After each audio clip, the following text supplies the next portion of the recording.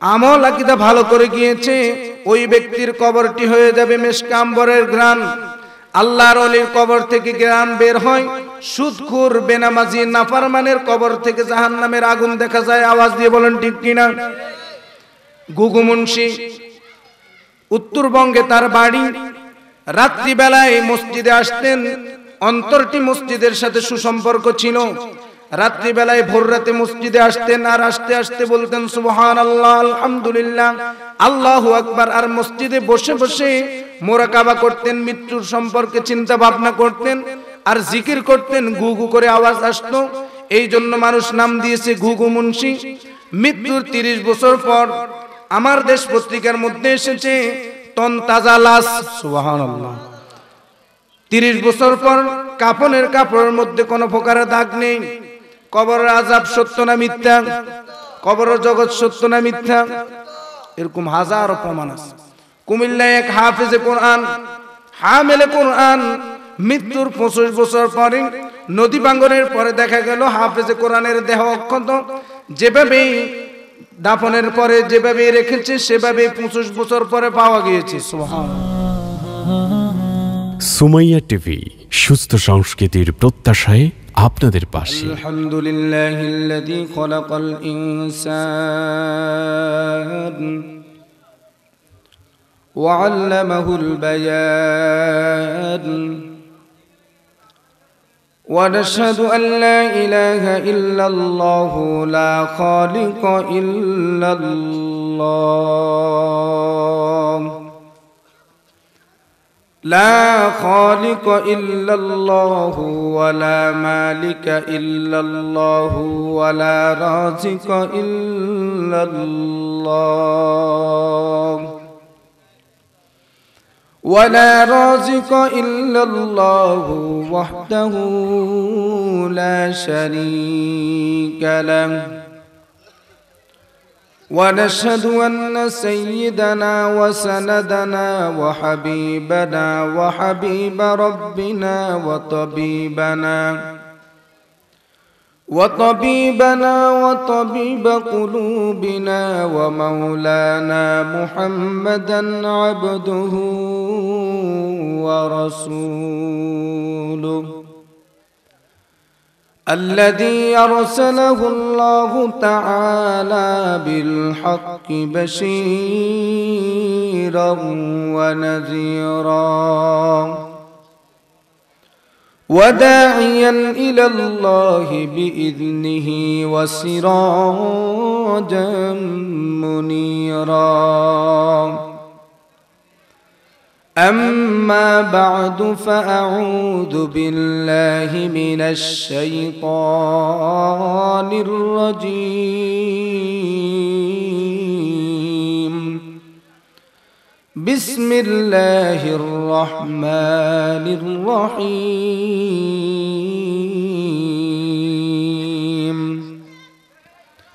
يا أيها الذين آمنوا اتقوا الله حق تقاته ولا تموتن إلا وأنتم مسلمون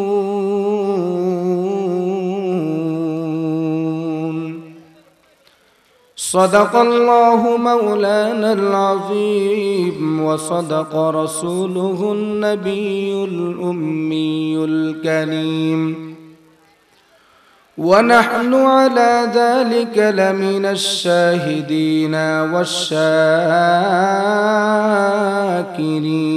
والشاكرين والحمد لله رب العالمين.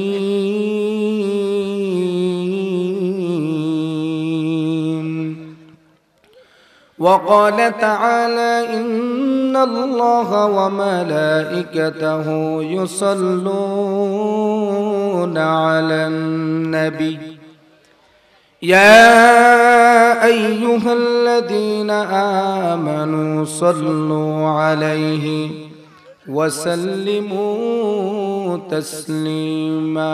সকলে محبت درود إبراهيم পড়ে اللهم صل على محمد وعلى آل محمد كما صليت على إبراهيم وعلى آل إبراهيم إنك حميد مجيد اللهم بارك على محمد وعلى آل محمد كما باركت على إبراهيم وعلى آل إبراهيم إنك حميد مجيد محمد نے آकर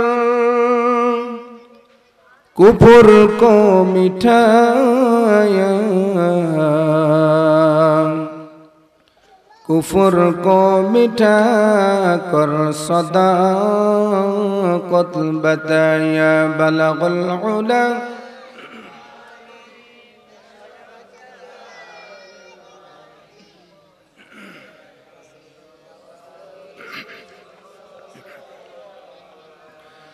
मुहम्मद ने आकर जुल्म को छुपाया जुल्म को छुपा कर इंसाफ सिखाया बलगुल उला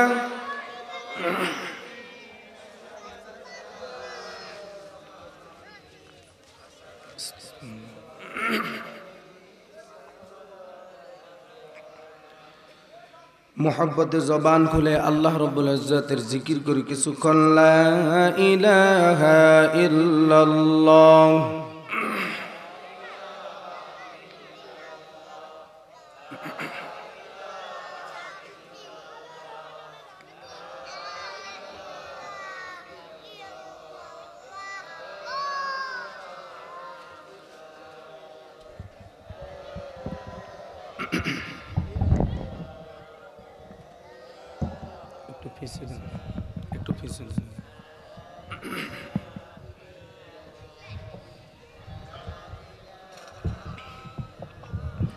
لا إله إلا الله محمد رسول الله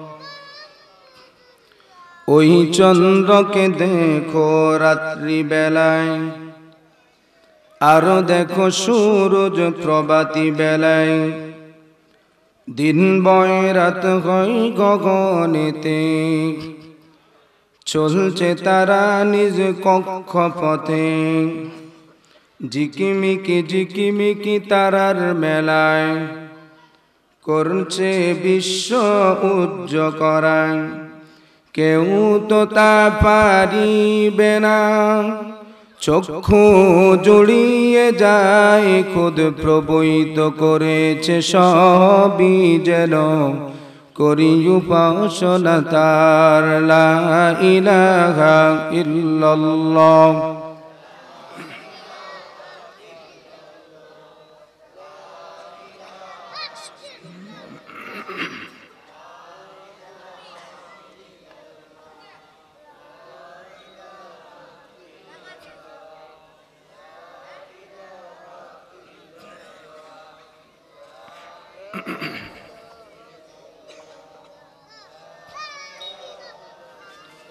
لا إله إلا الله محمد رسول الله صلى الله আল্লাহ রব্বুল ইজ্জত ওয়াল জালালের দরবারে অসংখ্য শুকর গুজার হচ্ছি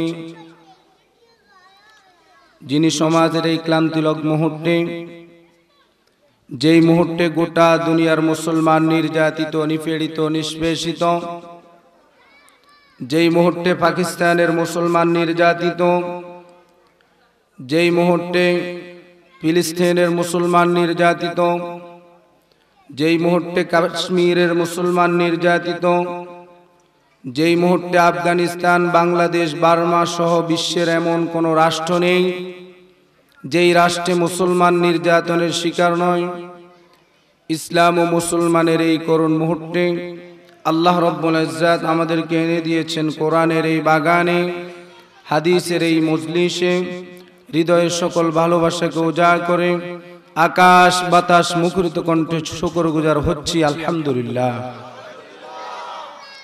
মাহফিলে আসতে পেরে বসতে পেরে খুশি নাকি বেজার? আওয়াজ দিয়ে বলেন। মুসলমান নেকের কাজে খুশি হবে, গুনার কাজে বেজার হবে। আল্লাহ তাআলা আমাদেরকে প্রত্যেক নেকের কাজ করে খুশি হওয়ার তৌফিক দান করুক, বলে না। মুসলমান আজ গুনার পিছনে দৌড়াদৌড়ি শুরু করেছে। মুসলমানের মূল লক্ষ্য উদ্দেশ্য ছিল নেকের কাজে প্রতিযোগিতা করা। মুসলমান এখন গুনার কাজে প্রতিযোগিতা করতেছে। আওয়াজ দিয়ে বলেন ঠিক কিনা? মুসলমান এখন জাহান্নাম ক্রয় করে নিতেছে। মুসলমানের কথা ছিল জমিনে থেকে জান্নাত ক্রয় করা। মুসলমান এখন রাত দিনের কষ্টের টাকা দিয়ে জাহান্নাম ক্রয় করতেছে। আওয়াজ দিয়ে বলেন ঠিক কিনা? আল্লাহ তাআলা আমাদের ওই সমস্ত কপাল পোড়া মুসলমান থেকে হেফাজত করুক, বলেন আমিন।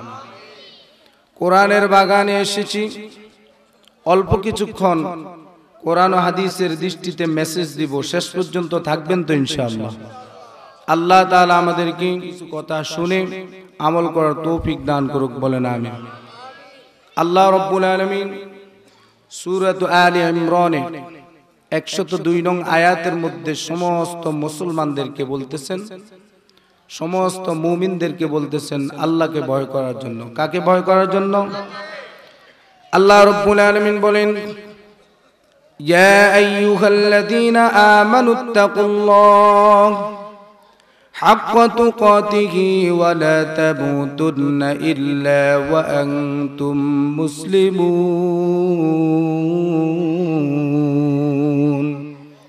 বলেন না আল্লাহু আকবার।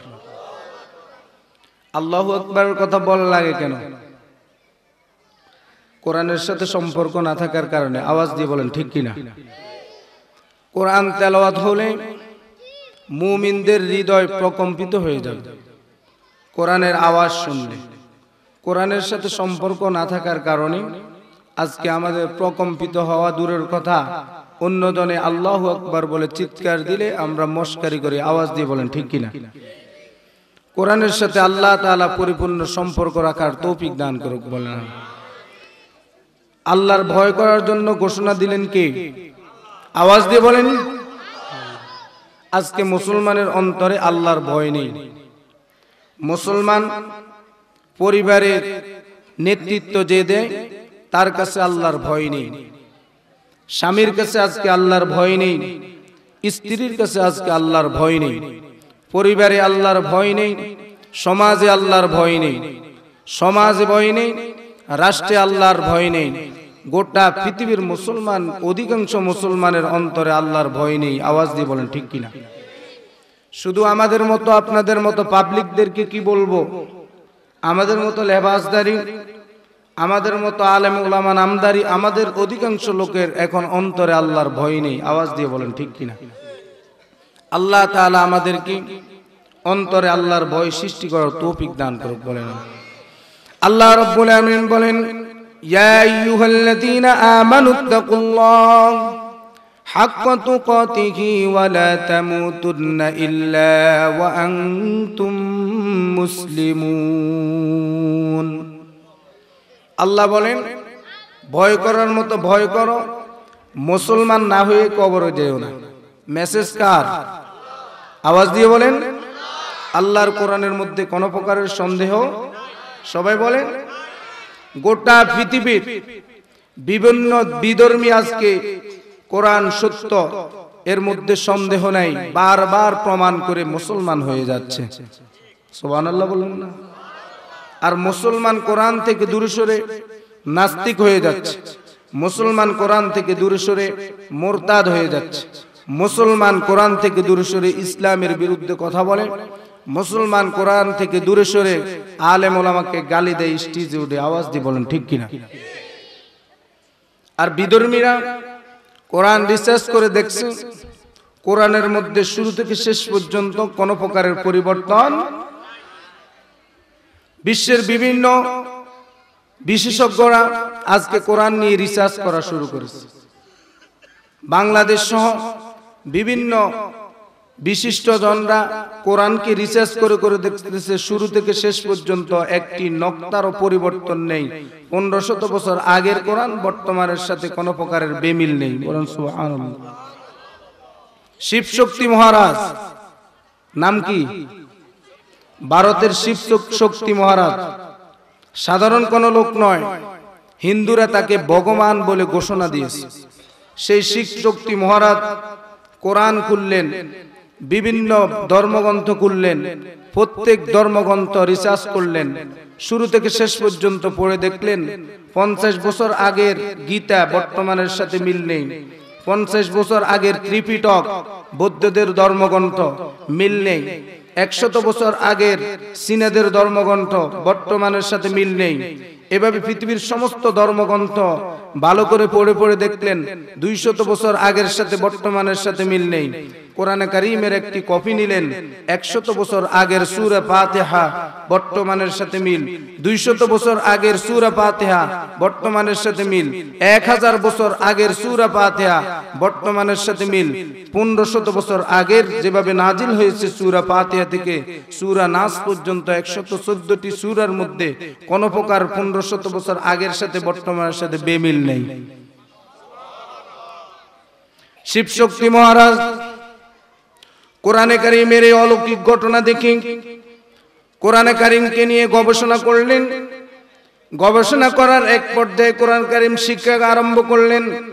সূরাতুল বাকারা 10 নং আয়াত খুলে দেখলেন, সেখানে রব্বুল আলামিন বলেন, ওয়া ইন কুনতুম ফি রাইবিম মিম্মা নাযালনা আলা আবদিনা ফাআতু বিসূরাতিম মিন মিসলিহি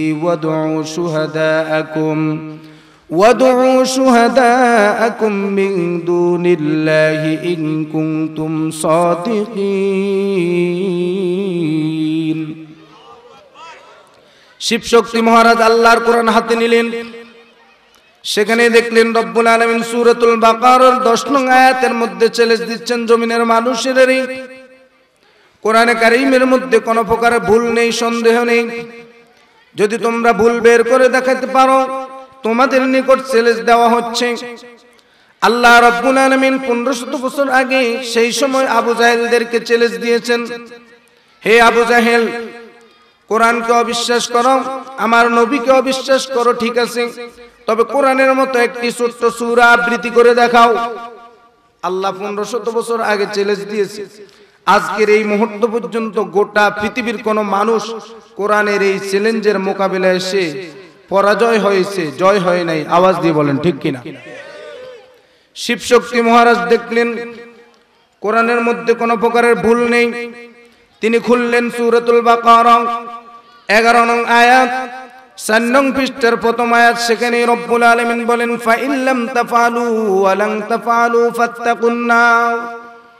আল্লাহ রাব্বুল আলামিন সেখানে বলেন, ফা ইল্লাম তাফআলু, তোমরা কখনো কোরআনের ভুল বের করে দেখাতে সক্ষম হবে, ওয়ালান তাফআলু, কিয়ামত পর্যন্ত ইসলাম বিরোধী, ইসলাম বিদ্বেষী, নাস্তিক, মুরতাদ, কাফের, মুশরিক কেউ কোরআনের ভুল বের করতে এসে কোরআনের মতো একটি সূরা আবৃত্তি করে দেখাতে পারবে? শিব শক্তি মহারাজ মনে মনে ভাবলেন, আল্লাহ রাব্বুল আলামিন 1500 বছর আগে চ্যালেঞ্জ দিয়েছে, তখন থেকে এ পর্যন্ত কেউ পারে নাই।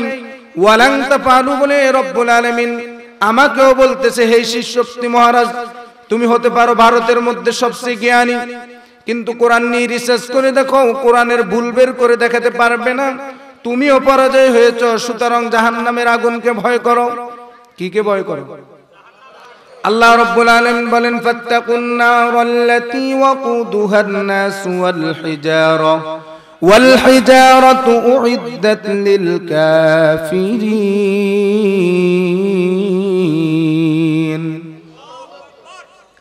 শিব শক্তি মহারাজ দেখলেন কোরআনের ভুল বের করে তো দেখাতে পারলাম না। আল্লাহ তাআলা কোরআনের চ্যালেঞ্জের পরে বলতেছে জাহান্নামের আগুনকে ভয় করো। জাহান্নামের আগুন আবার কেমন? কাদেরকে রব্বুল আলামিন জাহান্নামের আগুনে জ্বালাবে? খুললেন সূরাতুল বাকারা 82 নং আয়াত খুললেন, সেখানে রব্বুল আলামিন বলেন, ওয়াল্লাযীনা কাফারু ওয়া কাযযাবু বিআয়াতিনা উলাইকা আসহাবুন নার উলাইকা আসহাবুন নারি হুম ফিহা খালিদুন। শিব শক্তি মহারাজ দেখলেন আল্লাহ তাআলা এই আয়াতের মধ্যে বলেন, যারা কোরআনকে সত্য জেনেও কোরআনের আয়াতের উপর ঈমান আনলো না, আমল সালেহ করলো না, তাদের জন্য জাহান্নাম, আর জাহান্নামের মধ্যে একদিন দুই দিন নয়, অনন্ত অসীমকাল। শিব শক্তি মহারাজ মনে মনে ভাবলেন, আল্লাহ তাআলা জাহান্নামের আগুন দিয়ে ভয় দেখাচ্ছেন, যদি এই মুহূর্তে মুসলমান হয়ে যাই, ভারতের হিন্দুরা আমাকে ভগবান বলতো, অনেক সম্মান করত, আজকে থেকে তো আমাকে আর সম্মান করবে না, সুতরাং ঈমান নিয়ে যদি আসি আমার লাভ হবে কি? খুললেন কোরআনে কারীমের সূরাতুল বাকারা 1 নং পারার 11 নং পৃষ্ঠার মাঝখানে, সেখানে রব্বুল আলামিন বলেন, ওয়াল্লাযীনা আমানু ওয়া আমিলুস সালিহাতি উলাইকা আসহাবুল জান্নাহ উলাইকা আসহাবুল জান্নাতি হুম ফিহা খালিদুন। আল্লাহ রাব্বুল আলামিন বলেন, যারা ঈমান এনেছে এবং আমলে সালেহ করেছে, যারা ঈমান এবং আমলে সালেহ নেক আমল, ঈমান এনেছে, আমরা সবাই ঈমান এনেছি তো? আওয়াজ দিয়ে বলেন, ঈমান নাই কার কার? হাত তুলে দেখেন, আছে তো সবার? আল্লাহ ঈমান নিয়ে কবর যাওয়ার তৌফিক দান। জান্নাতে যাওয়ার জন্য শর্ত হলো 2টি। কয়টি? আওয়াজ দিয়ে বলেন। আল্লাহ রাব্বুল আলামিন বলেন, ওয়াল্লাযীনা আমানু, যারা ঈমান এনেছে, ওয়া আমিলুস সালিহাত, এবং আমলে সালেহ করেছে, নেক আমল, এই 2টা শর্ত যার কাছে পাওয়া যাবে, রব্বুল আলামিন বলেন, উলাইকা আসহাবুল জান্নাহ, তাদেরকে আল্লাহর জান্নাতে দেওয়া হবে। সুবহানাল্লাহ। হুম ফিহা খালিদুন, সেখানে একদিন দুই দিন নয়, অনন্ত অসীমকাল থাকতে পারবে। শিব শক্তি মহারাজ মনে মনে ভাবলেন, দুনিয়ার জমিনে আমি এখন আছি, কোন একদিন আমার বাবা এরকম ছিল, এখন আর নেই। আমি বর্তমানে আছি, কোন এক সময় আমি শেষ হয়ে যাব, দুনিয়াতে আর থাকবো না। মৃত্যুর পর ঈমান যদি আনি, এখন আমল সালেহ যদি করি, মৃত্যুর পর অনন্ত অসীমকাল থাকতে পারবো। আর অনন্ত অসীমকালের ব্যাখ্যা তিনি খুললেন বিশ্বনবীর হাদিস। মৃত্যুর পর কতদিন থাকতে হবে? খুললেন বিশ্বনবীর হাদিস, সেখানে পেলেন তিনি কবরের জগতে একজন মানুষ কিয়ামতের আগ পর্যন্ত থাকতে হবে 40,000 বছর। কতদিন? দুনিয়ার হায়াত কতদিন? দুনিয়ার হায়াত কতদিন? 60, 70, 80 বছর হলে আর ওযু আছে না? নেই, হুঁশ নেই। কিন্তু মৃত্যুর পরে কবরের জগতে হাসরের ময়দানের আগে বিশ্বনবী বলেন 40,000 বছর কবরের জগতে হয়তো জান্নাতের সুখ, নয়তো জাহান্নামের আযাব। কতদিন?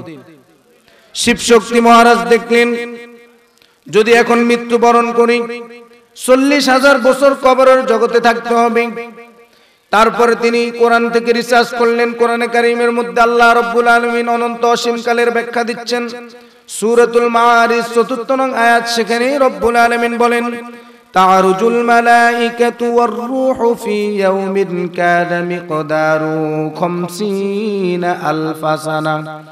আল্লাহ রাব্বুল আলামিন বলেন, হাসরের ময়দানে রূহ এবং ফেরেশতা সমূহ আল্লাহর দরবারে দণ্ডমান থাকবে, একদিন দুই দিন নয়, 50,000 বছর। কতদিন? বিচারের মাঠে থাকতে হবে 50,000 বছর। এরপরে জান্নাত অথবা জাহান্নামে যাবে, তার কোনো হিসাব নেই, অগণিত।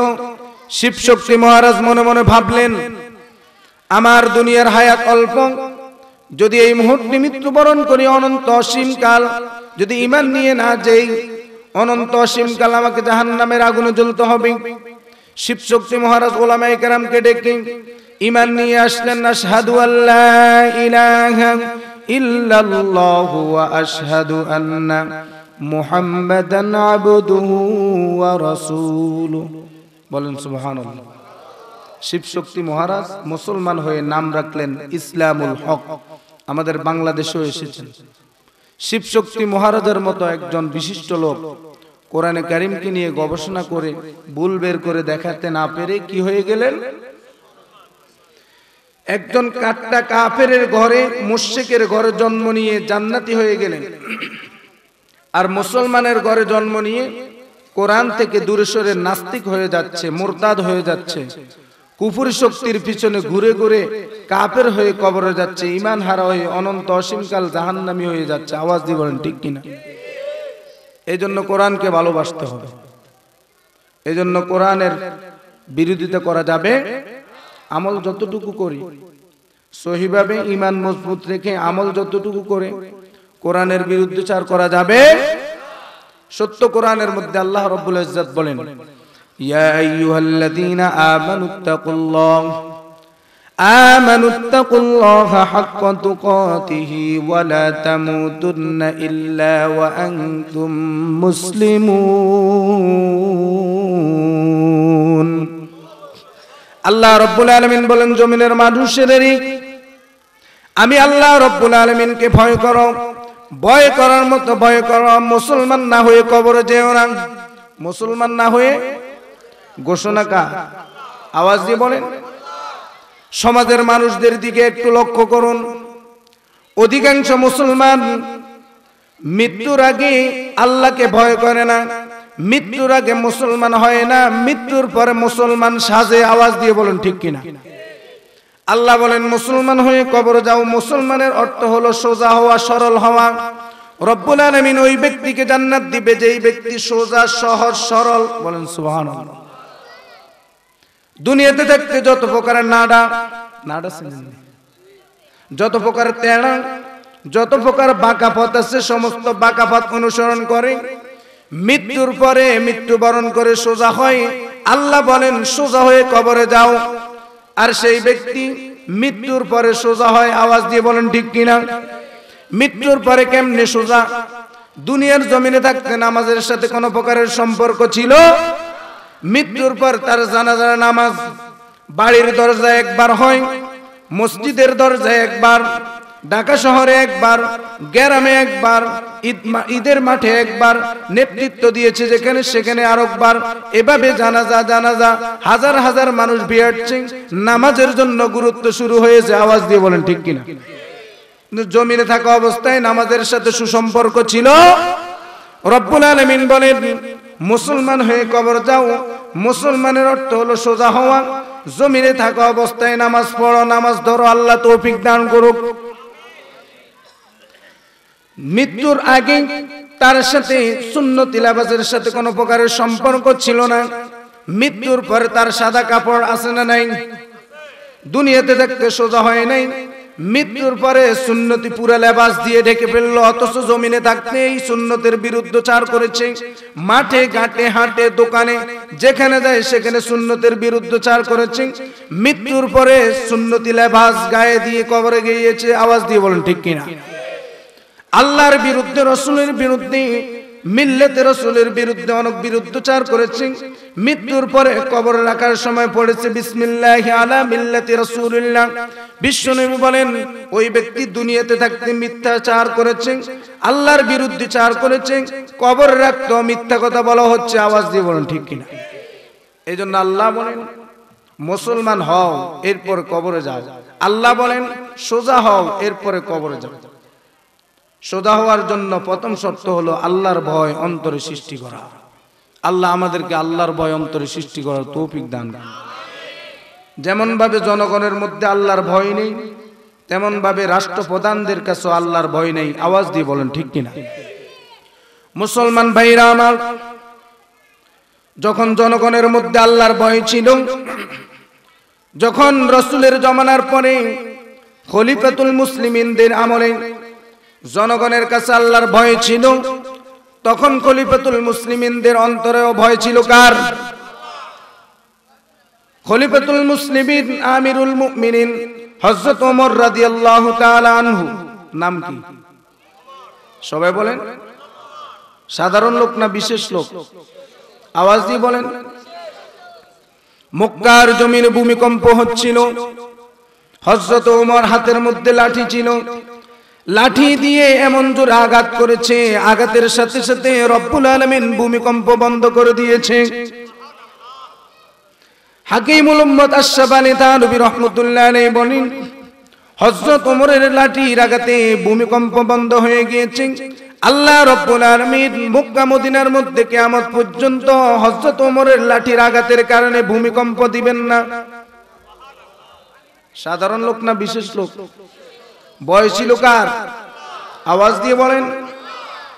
হযরত ওমর রাদিয়াল্লাহু তাআলা আনহু তিনার আমলে জনগণ এত ভালো ছিল, জনগণের অন্তরে ছিল আল্লাহর ভয়, রাষ্ট্রপ্রধানের অন্তরে ছিল আল্লাহর ভয়, যারা এমপি ছিল তাদের অন্তরে ভয় ছিল কার? মন্ত্রীদের অন্তরে ভয় ছিল কার? চেয়ারম্যানের অন্তরে ভয় ছিল কার? জনগণ যখন ভালো হয়ে যায়, রাষ্ট্রপ্রধানও ভালো হয়ে যায়। জনগণের অন্তরে যখন আল্লাহর ভয় চলে আসে, জনগণ যখন ভালো হয়ে যায়, আল্লাহ রাব্বুল আলামিন ওই জনগণ জনপদের জন্য ভালো নেতৃত্ব দেওয়ার জন্য ভালো রাষ্ট্রপ্রধান বানিয়ে দেয়। আওয়াজ দিয়ে বলেন ঠিক কিনা? হযরত ওমর রাদিয়াল্লাহু তাআলা আনহু সাধারণ কোন লোক নয়। ঈমান আনার পরই এমন অবস্থা ঈমানের হয়েছে, বিশ্বনবী বলেন আমার পরে কিয়ামত পর্যন্ত কোন নবী জমিনে আসবে না। আল্লাহ রাব্বুল আলামিন যদি কাউকে নবী হিসেবে প্রেরণ করত, হযরত ওমরকে প্রেরণ করত। সুবহানাল্লাহ। মসজিদে নববীর মধ্যে খুতবা দিচ্ছিলেন। খুতবা অবস্থায় ইয়া সারিয়াতু ওয়াল জাবাল, ইয়া সারিয়াতু ওয়াল জাবাল বলে তিনবার ডাক দিলেন।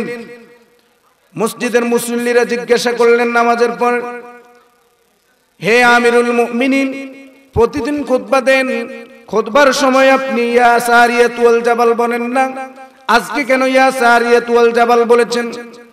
হযরত ওমর রাদিয়াল্লাহু তাআলা আনহু লোকজনকে সম্বোধন করে বলতেছেন, হে আল্লাহর নবীর সাহাবীরা, আমি যখন খুতবা দিয়েছি এই অবস্থায় সারিয়া বাহিনী এখান থেকে 1500 মাইল দূরে যুদ্ধ করতেছে, তাদের পিছনে পাহাড়, সামনের দিকে শত্রু পার্টি। যদি পাহাড় ছেড়ে দেয় শত্রুপক্ষ তাদেরকে শেষ করে দিবে। আল্লাহ রাব্বুল আলামিন আমাকে জানিয়ে দিয়েছেন, আর আমি এখান থেকে বলে দিয়েছি, ইয়া সারিয়াতু ওয়াল জাবাল, হে সারিয়া বাহিনী, পাহাড় ধরে রাখো, পাহাড় যদি ছেড়ে দাও তোমাদের পরাজয় হবে, তোমরা শেষ হয়ে যাবে। আল্লাহর নবীর সাহাবী, কিছু সাহাবী বিশ্বাস করে ফেললেন, আর কিছু মনে মনে ভাবতেছেন হযরত ওমর মনে হয় ভুল কথা বলতেছেন। কি বলেন? সমাজের মধ্যে এরকম মানুষ আসেন না? নেই? কিছু মুসল্লি ইমামের প্রত্যেক কোরআন হাদিসের কথা সাথে সাথে গ্রহণ করে, আর কিছু মুসল্লি আছে কোরআন দিয়ে হাদিস দিয়ে যতই বলবেন তাদের কানের মধ্যে প্রবেশ করবে। লোকজন একসাথে হয়ে বলতেছে, ঠিক আছে, যুদ্ধক্ষেত্র থেকে তারা আসার পর আমরা জিজ্ঞাসা করব। হযরত ওমর বলেন, তারা সেখান থেকে আসার পরে তোমরা জিজ্ঞাসা করি আমার আওয়াজ সেখানে গিয়েছে কিনা। যুদ্ধক্ষেত্র থেকে ফিরে আসার পরে লোকজনকে একসাথ করি, যুদ্ধের সমস্ত বাহিনীকে একসাথ করে বলতেছেন, এই আল্লাহর নবীর সাহাবীরা, অমুক দিন খুতবা অবস্থায় জুমার সময় তোমাদেরকে ইয়া সারিয়াতু ওয়াল জাবাল এভাবে 3 বার ডাক দিয়েছেন কিনা? আল্লাহর নবীর সাহাবীরা তখন এদেরকে বলতেছেন, এই আল্লাহর নবীর সাহাবীরা, জুমার দিন যদি গায়েব থেকে আওয়াজ আমাদের না আসতো, আজকের এই মুহূর্তে তোমাদের সামনে আসা আর সম্ভব হতো? হযরত ওমর রাদিয়াল্লাহু তাআলা আনহু বলেন, এই আল্লাহর নবীর সাহাবীরা, আল্লাহ তাআলা তোমাদের অন্তরের মধ্যে আল্লাহর ভয় থাকার কারণে আমি ওমরকে এমন ক্ষমতা দিয়েছেন, এখানে বসে ইয়া সারিয়াতু ওয়াল জাবাল বলেছি, আল্লাহ রাব্বুল আলামিন আমার কথা বাতাসের মাধ্যমে 1500 মাইল দূরে পৌঁছিয়ে দিয়েছেন। আল্লাহর ভয় থাকার কারণে হযরত ওমর রাদিয়াল্লাহু তাআলা আনহুর এই অবস্থা। লোকজনের অন্তরে আল্লাহর ভয় কেমন ছিল? রাত্রি বেলায় হযরত ওমর মানুষদের হাল হাকিকত দেখার জন্য গ্রামগঞ্জে হাটে ঘাটে ঘোরাফেরা করতেন। কথা বুঝে আসছে? রাষ্ট্রপ্রধান, গোটা পৃথিবীর অর্ধেক রাজ্যের বাদশা, রাত্রিবেলা ঘুমাতেন না, মানুষের ফিকির। এরকম সম্রাট এখন আছে? সবাই বলেন। যত উপরস্তর দায়িত্ব তত আনন্দ, শান ও শৌকত আছে না নেই? হযরত ওমর রাত্রিবেলা ঘুমাতেন না। এক রাত্রিতে এরকম হেঁটে যাচ্ছিলেন, এক ঘর থেকে আওয়াজ আসতেছে ভোর রাতে, হে আমার মেয়ে, ঘুম থেকে তাড়াতাড়ি উঠো, আমাদের দুধগুলো আছে গরুর দুধ, এই দুধের সাথে পানি মিশাও। কি মিশাও? মেয়ে জবাব দিতেছে, দুধের সাথে পানি মিশানো হারাম, আল্লাহ তাআলা নারাজ হয়ে যাবে। হযরত ওমর শুনলে নারাজ হয়ে যাবে, আমাদের বিরুদ্ধে অ্যাকশন নেবে। মা বলতেছে, হযরত ওমর এখন দেখবে না, আল্লাহ এখন দেখবে না। বলেন নাউজুবিল্লাহ। মেয়ে বলতেছে, হযরত ওমর যদিও না দেখেন, কিন্তু হযরত ওমরের সৃষ্টিকারী, আমার সৃষ্টিকারী, আপনার সৃষ্টিকারী, গোটা পৃথিবীর লালন পালনকারী মহান রব এই মুহূর্ত দেখতেছেন আমরা পানি মিলাচ্ছি কিনা। বলেন সুবহানাল্লাহ। হযরত ওমর এই কথাটি শুনে আবার মিনার প্রাসাদে চলে গেলেন, আর একজন সিপাহী দিয়ে ওই মেয়েকে ডেকে আনলেন, মাকে ডেকে আনলেন, জিজ্ঞাসা করলেন, গত রাতে তোমরা কি বলেছ? মা বলতেছে মিথ্যা কথা, আর মেয়ে বলতেছে আমি আল্লাহর ভয়ে দুধের সাথে পানি মিশাই নাই। এই কথা বলার সাথে সাথে হযরত ওমর তার সন্তানের সাথে এই মেয়ের সাথে বিবাহ দিয়েছেন, আর বিবাহ দিয়ে সমস্ত মানুষদেরকে ডেকে ডেকে বলতেছেন, এই মেয়ের মতো যদি অন্তরে ভয়ওয়ালা মানুষ জমিনে থাকে, যতদিন থাকবে ততদিন মানুষ নিরাপদ। সুবহানাল্লাহ। এই মেয়ের সন্তান হবে যারা, এই মেয়ে থেকে যারা আসবে, তারা যেখানেই নেতৃত্ব দিবে, তাদের অন্তরে থাকবে আল্লাহর ভয়। যাদের অন্তরে থাকবে আল্লাহর ভয়, তারা মানুষকে কখনো কষ্ট দিতে পারে, তাদের দ্বারা কোনো প্রকার সুদের কারবার হতে পারে, তাদের দ্বারা কোনো প্রকার ঘুষের কারবার।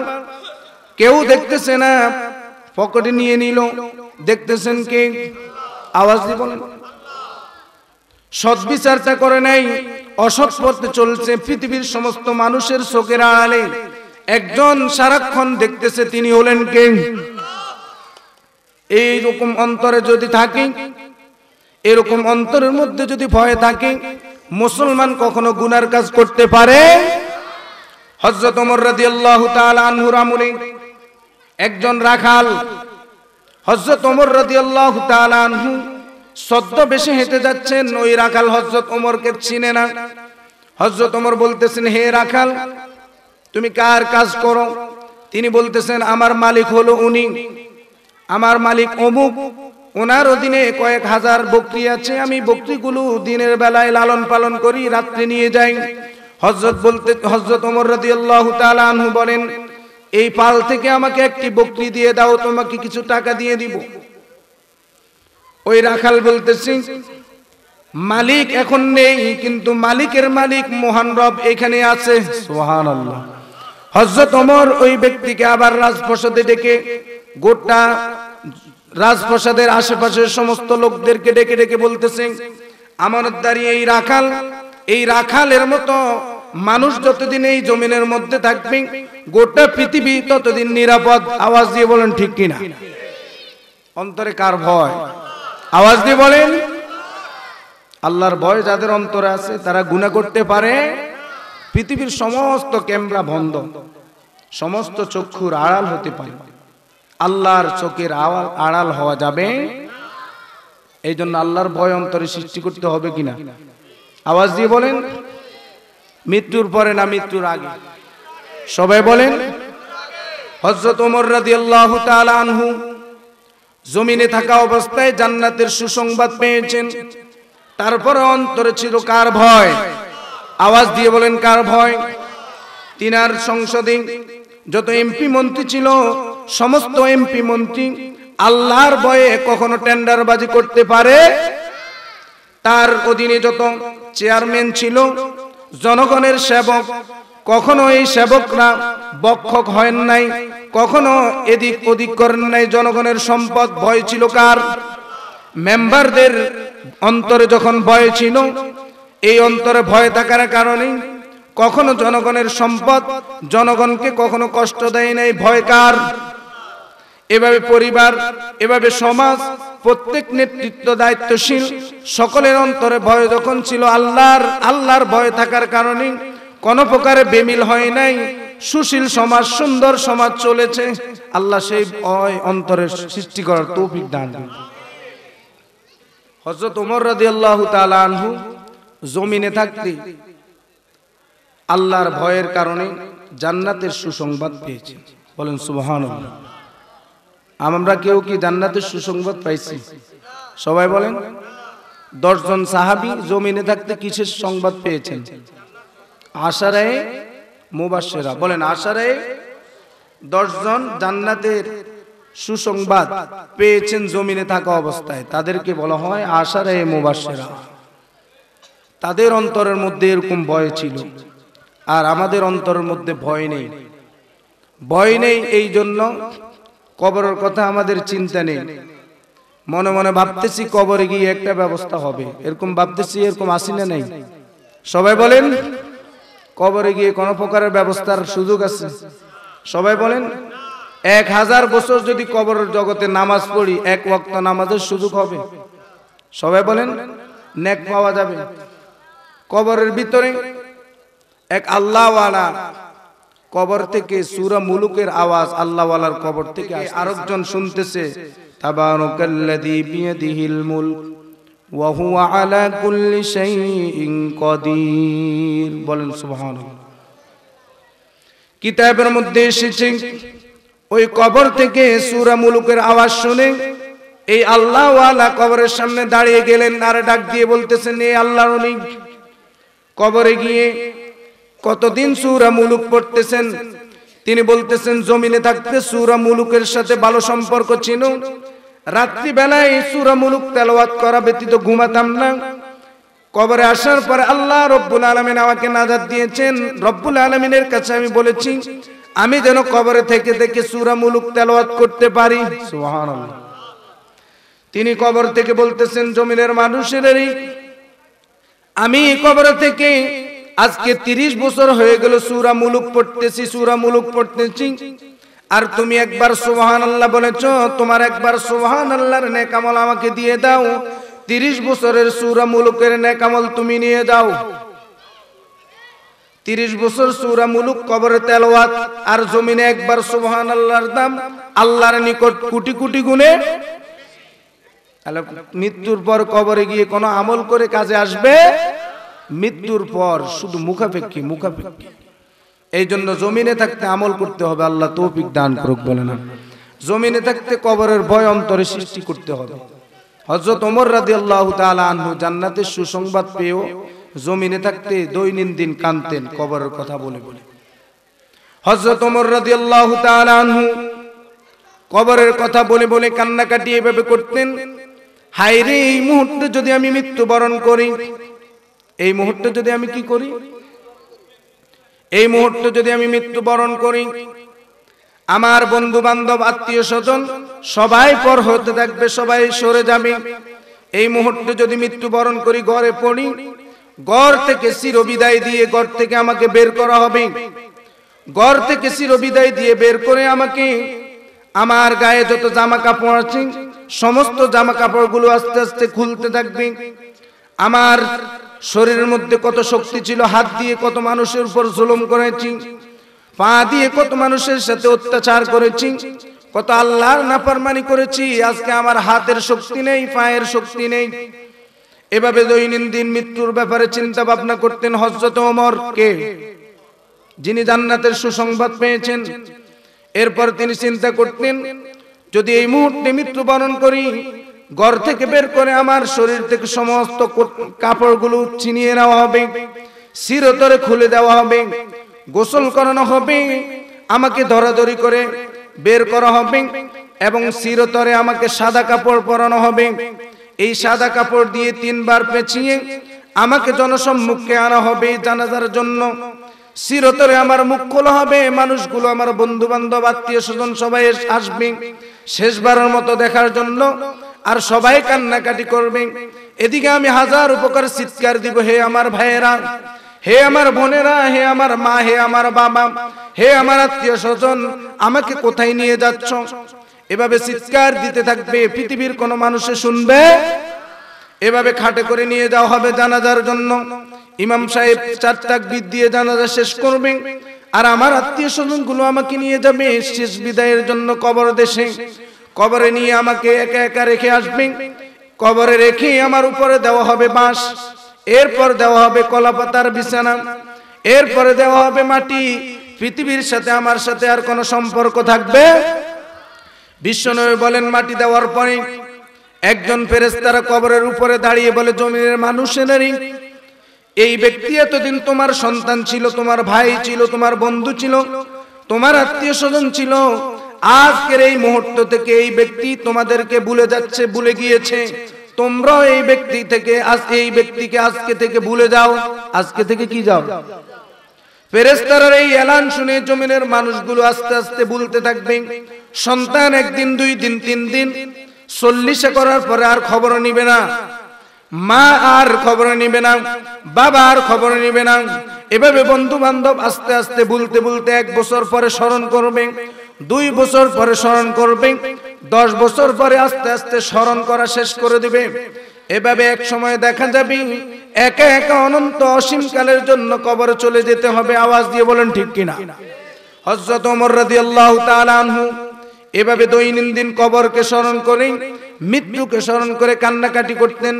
কিতাবের মধ্যে এসেছে হযরত ওমর মৃত্যুর আগে কাঁদতে কাঁদতে 2 পাশের চোখের পাশে কালো হয়ে গিয়েছে, কালো হয়ে গিয়েছে কাঁদতে কাঁদতে। যিনি বেহেশতের সুসংবাদ পেয়েছেন। আজকে আমাদের আল্লাহর ভয় নেই, কবরের ভয় নাই। আমরা মনে হয় জান্নাতের সার্টিফিকেট পেয়ে গেছি। আমাদের অবস্থা দেখলে বোঝা যায় কবর সত্য না। কবর সত্য না মিথ্যা? আওয়াজ দিয়ে বলেন। মুসলমান ভাইরা আমার, কিছুদিন আগে উত্তরবঙ্গে এক কবর থেকে এক ইমাম সাহেব মসজিদ থেকে বের হয়ে ভোর রাতে দেখতেছেন কবরের মধ্যে আগুন জ্বলতেছে। ইমাম সাহেব মসজিদে গিয়ে 2 রাকাত নফল নামাজ পড়ে দোয়া করলেন। এরপরে এসে দেখতেছেন আগুন বন্ধ হয়ে গিয়েছে। এরকম 1 বার 2 বার নয়, কয়েকবার দেখেছেন। কিছুদিন আগে আরো একটি মাদ্রাসার মুহতামিম, তিনার কবর থেকে কয়েকবার সুগন্ধ বের হয়েছে। কিতাবের মধ্যে লেখা এসেছে, যেই ব্যক্তি আমল আকীদা ভালো করে গিয়েছে ওই ব্যক্তির কবরটি হয়ে যাবে মেশক আম্বরের ঘ্রাণ। আল্লাহর ওলির কবর থেকে ঘ্রাণ বের হয়। সুদখোর, বেনামাজি, নাফরমানের কবর থেকে জাহান্নামের আগুন দেখা যায়। আওয়াজ দিয়ে বলেন ঠিক কিনা? গুগু মুন্সি উত্তরবঙ্গে তার বাড়ি। রাত্রিবেলায় মসজিদে আসতেন। অন্তরটি মসজিদের সাথে সুসম্পর্ক ছিল। রাত্রিবেলায় ভোর রাতে মসজিদে আসতেন আর আসতে আসতে বলতেন সুবহানাল্লাহ, আলহামদুলিল্লাহ, আল্লাহু আকবার। আর মসজিদে বসে বসে মোরাকাবা করতেন, মৃত্যুর সম্পর্কে চিন্তা ভাবনা করতেন আর জিকির করতেন। গুগু করে আওয়াজ আসতো, এই জন্য মানুষ নাম দিয়েছে গুগু মুন্সি। মৃত্যুর 30 বছর পর আমার দেশ পত্রিকার মধ্যে এসেছে তন তাজা লাশ। সুবহানাল্লাহ। 30 বছর পর কাফনের কাপড়ের মধ্যে কোনো প্রকারের দাগ নেই। কবরের আযাব সত্য না মিথ্যা? কবরের জগৎ সত্য না মিথ্যা? এরকম হাজারো প্রমাণ আছে। কুমিল্লায় এক হাফেজে কোরআন, হামেলে কোরআন, মৃত্যুর 25 বছর পরে নদী ভাঙ্গনের পরে দেখা গেল হাফেজে কোরআনের দেহ অক্ষত। যেভাবে দাফনের পরে যেভাবে রেখেছে সেভাবে 25 বছর পরে পাওয়া গিয়েছে। সুবহানাল্লাহ। বিশ্বনবী বলেন, যে ব্যক্তি কোরআনকে সংরক্ষণ করে রেখেছে, জমিনের পোকামাকড় জমিন তাকে গ্রাস করতে পারবে না, জমিন তাকে নিরাপদ দিবে কিয়ামত পর্যন্ত। সুবহানাল্লাহ। তাহলে কবরের আযাব, কবরের জগৎ সত্য না মিথ্যা? আল্লাহর ভয়, কবরের ভয় অন্তরে সৃষ্টি করার জন্য ঘোষণা দিয়েছেন কে? আওয়াজ দিয়ে বলেন। জান্নাতের সুসংবাদ যারা পেয়েছেন তারা কাঁদতে কাঁদতে কবরে গিয়েছেন। আর আমাদের জন্য জান্নাতের কোনো সুসংবাদ নেই। আমরা হাসতে হাসতে সময় নষ্ট করি। যেখানে হাসি খুশি হয় সে মঞ্চে বেশি যায়। বিশ্বনবী বলেন, যে মুমিন হাসি খুশির মঞ্চে যায় ওই মুমিনের অন্তর পাথরের মতো শক্ত হয়ে যায়। বলেন নাউজুবিল্লাহ। হাসি খুশির মঞ্চে, গান বাজনার মঞ্চে মুসলমান যখন যায় তার অন্তর শক্ত হয়ে যায়। আর যার অন্তর শক্ত, ওই অন্তরের মধ্যে কোরআন বসে না, আল্লাহর কথা বসে না, বিশ্বনবীর হাদিসের কথা বসে না। আর এই শক্ত অন্তর নিয়ে যে ব্যক্তি কবরে যায়, আমল ছাড়া কবরে যায়। বলেন নাউজুবিল্লাহ। অন্তরকে নরম করার জন্য দুইটি আমল, একটি হলো বেশি বেশি মৃত্যুর স্মরণ, আরেকটি হলো আল্লাহ তাআলার জিকির। বলেন সুবহানাল্লাহ। বিশ্বনবী বলেন, জমিনের মানুষেরা যেই ব্যক্তি বেশি বেশি আল্লাহর জিকির করে, আল্লাহর স্মরণ করে, ওই ব্যক্তি মৃত্যু হয়েছে, ফেরেশতারা ওই ব্যক্তিকে হাসাতে হাসাতে জান্নাতে পৌঁছে দিবেন। সুবহানাল্লাহ। এই জন্য সময়কে দুইটা কাজে ব্যয় করবে। এক কাজ হলো মৃত্যুর স্মরণ। এই মুহূর্তে যদি মৃত্যুবরণ হয়ে যায় কি হবে? আর মৃত্যু কখন আসবে কোনো গ্যারান্টি আছে? পৃথিবীর সমস্ত কিছুর গ্যারান্টি আছে, ওয়ারেন্টি আছে, মৃত্যুর কোনো গ্যারান্টি। আল্লাহ রাব্বুল আলামিন বলেন, ইদা জাআ আজালুহুম লা ইস্তাখিরুনা সাআ লা ইস্তাখিরুনা সাআতান ওয়া লা ইস্তাকদিমুন।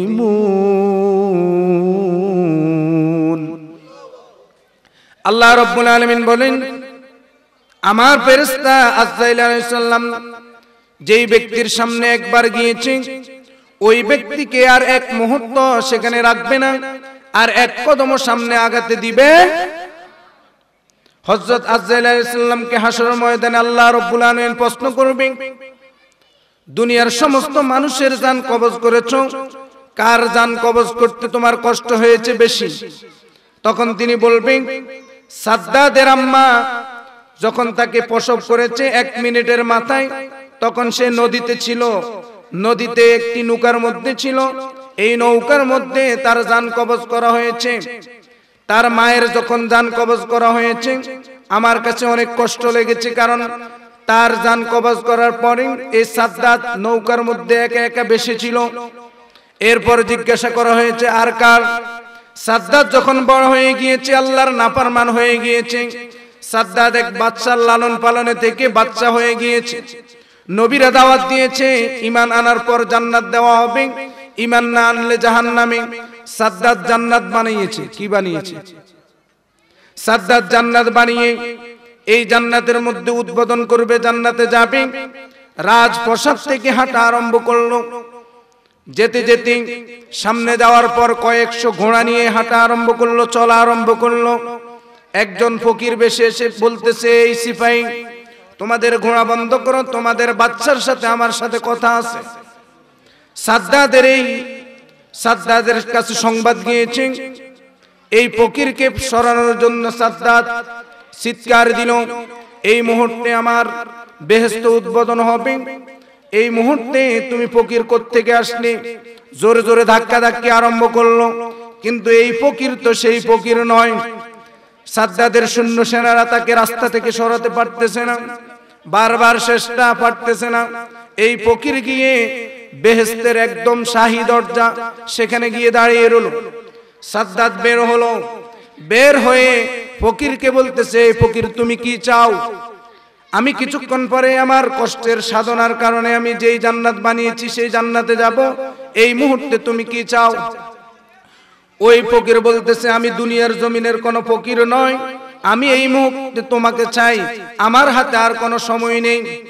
ওই সাদ্দাত বলতেছে, আমার হাতে সময় নেই, আমি তাড়াতাড়ি জান্নাত উদ্বোধন করব। আর ওই ফকির বলতেছে, আমার হাতেও সময় নেই, এই মুহূর্তে তোমার সাথে আমার সাথে কথা আছে।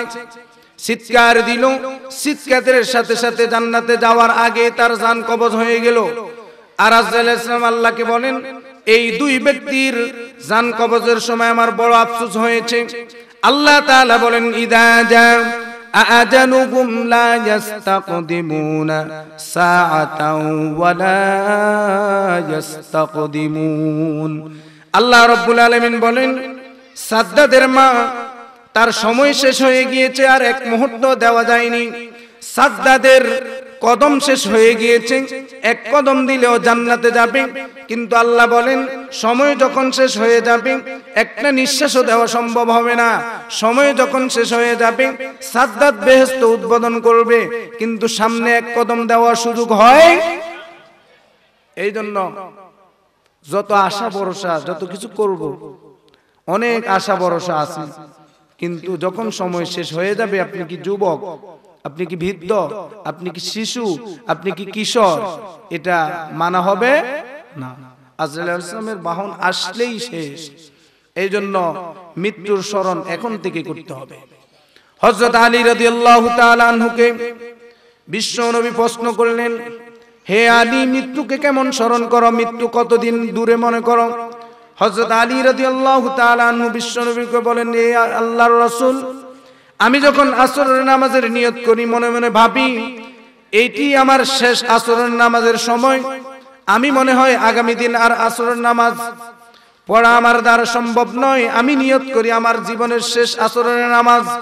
বিশ্ব নবী বলেন, হে আলী, তুমি ভুল করতেছ, এত দূরে মৃত্যু নয়, তুমি আসরের নামাজের সালাম ফিরাবে ডান দিকে, বাম দিকে ফিরানোর আগ পর্যন্ত তোমার কোনো গ্যারান্টি নেই, হয়তো তোমার রূহ নিয়ে যেতে পারে। কি বলেন? ডান দিকে ফিরেছে, বাম দিকে ফিরানোর আগে মৃত্যু হয়েছে, এরকম আছে না নাই? তাহলে মৃত্যু দূরে না কাছে? সবাই বলেন। আমরা মনে করি মৃত্যু আরো 30 বছর পরে। যার বয়স হয়েছে 80 বছর, তিনি মনে মনে ভাবে 120 বছর অনেকে বাঁচছে, এরকম আছে না নাই? যার বয়স 20 বছর, তিনি মনে মনে ভাবে আমার এবং জীবনের অনেক সময় রয়ে গেছে। আল্লাহ বলেন, ইদা জা আজালুহুম লা ইস্তাকিরুনা সাআ, যখন আজরাইলের ফেরেশতারা তোমার সামনে যাবে, লা ইস্তাকিরুনা সাআ, একটা মুহূর্ত তোমাকে সামনে অগ্রসর হতে দিবে, একটা নিঃশ্বাস ফালানোর আর সুযোগ দিবে, ওয়ালা ইস্তাকদিমুন, এক কদম সামনে দেওয়ার সুযোগ তোমার নেই। এক ভাইকে তশকিল করলাম নামাজ পড়ার জন্য, তিনি আমাকে বলছে 5 বছর পরে নামাজ পড়বে। আল্লাহর বান্দা এখন দুনিয়াতে নেই। বলেন ইন্না লিল্লাহি। আমরা আল্লাহর জন্য আল্লাহ নিয়ে গিয়েছি, খোদার কসম লাগে সত্য কথা বলেছি। 5 বছর আমাকে বলেছে, বলছে 5 বছর পরে ছেলে মেয়েগুলোকে বিবাহ করি, নামাজ ধরবো আর ছাড়বো না, কিন্তু নেই। ওই মসজিদে আমি বলেছি। আল্লাহ আমাদেরকে বুঝার তৌফিক দান করুক, বলেন আমিন। আল্লাহর ভয় অন্তরে যদি আসে, আমরা সোনার মানুষ হয়ে যাব। আল্লাহর ভয় অন্তরে আসলে আমাদের দ্বারা সমাজের কোনো প্রকারের পাপাচার হবে। আল্লাহ এই এলাকার যত যুবক, যত বালেগ পুরুষ আছে, সমস্ত বালেগ পুরুষের অন্তরে আল্লাহর ভয় সৃষ্টি করার তৌফিক দান করুক, বলেন। যত বালেগা মহিলা আছে, সমস্ত মহিলাকে আল্লাহর ভয় অন্তরে সৃষ্টি করার তৌফিক দান করুক, বলেন আমিন। সময় শেষ, আমার জন্য দোয়া করবেন, সকলের জন্য সকলে দোয়া করবেন। ওয়া আখির দাওয়ানা আনিল হামদুলিল্লাহি রাব্বিল আলামিন।